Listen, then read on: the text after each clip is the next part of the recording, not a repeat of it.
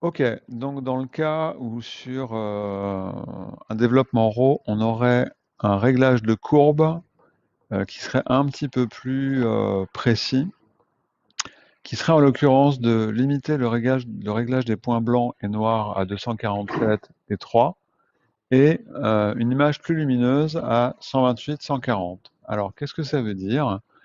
Limiter à 247 et à 3, c'est gérer ce qu'on appelle les minimums gravables.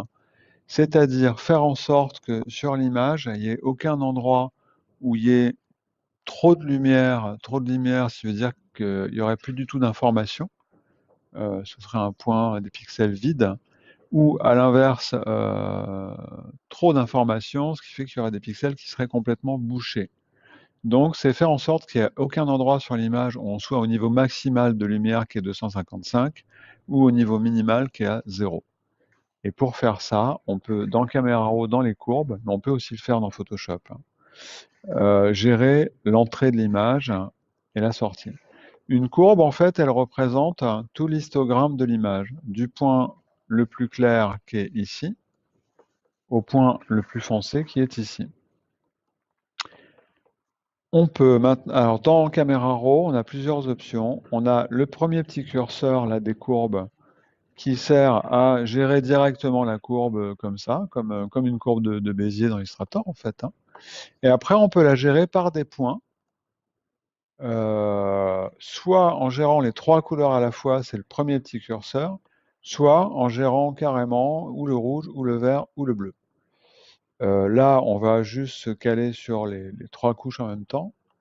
Et donc, pour gérer l'entrée et la sortie, on prend donc le point le plus clair de l'image et on lui dit qu'à la sortie, on ne veut pas 0, mais 3. Ça le remonte un tout petit peu. Et puis, pour le point le plus foncé, on va lui dire qu'à la sortie, donc on veut 247 max. Voilà.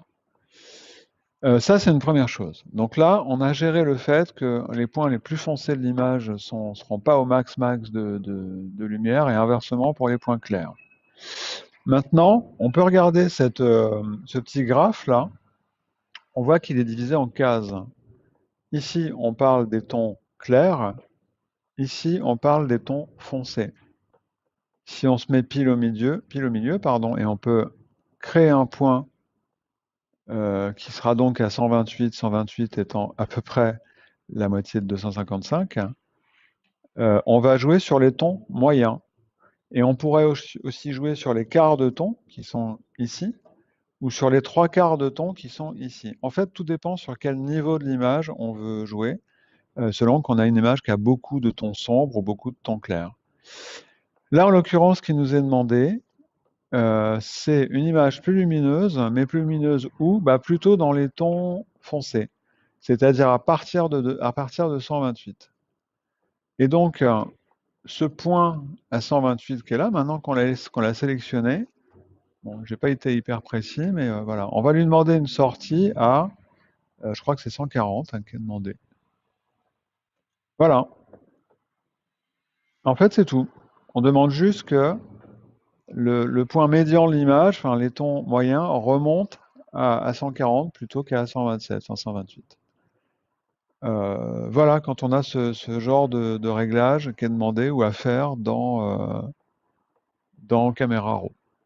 Et ensuite, on n'oublie pas d'enregistrer un instantané pour garder une trace. Voilà.